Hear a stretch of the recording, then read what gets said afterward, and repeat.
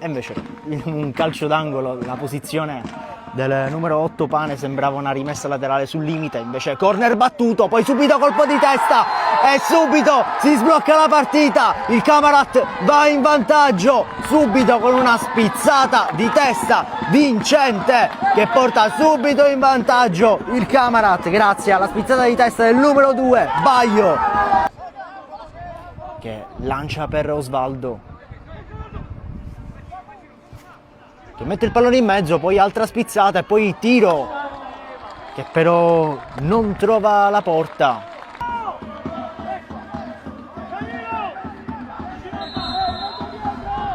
Attenzione battuta a cercare i compagni in mezzo, poi colpo di testa, ma si alza la bandierina dell'assistente, fuori gioco, che prende la rincorsa, probabilmente il pallone finirà direttamente in aria, così accade.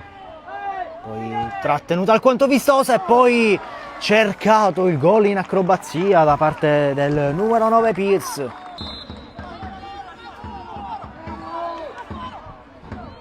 Va a battere Pane, pallone interessante per il numero 7 Pisciotta, ci mette la mano miracolosa Grimaudo.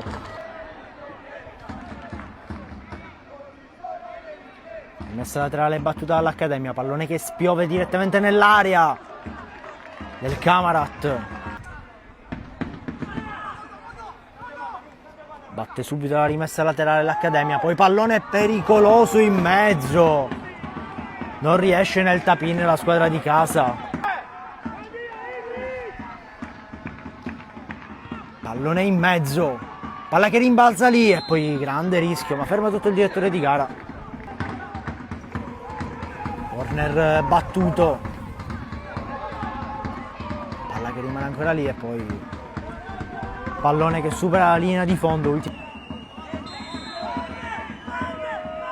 Attenzione battuta in mezzo, non riesce nel tap-in la squadra ospita.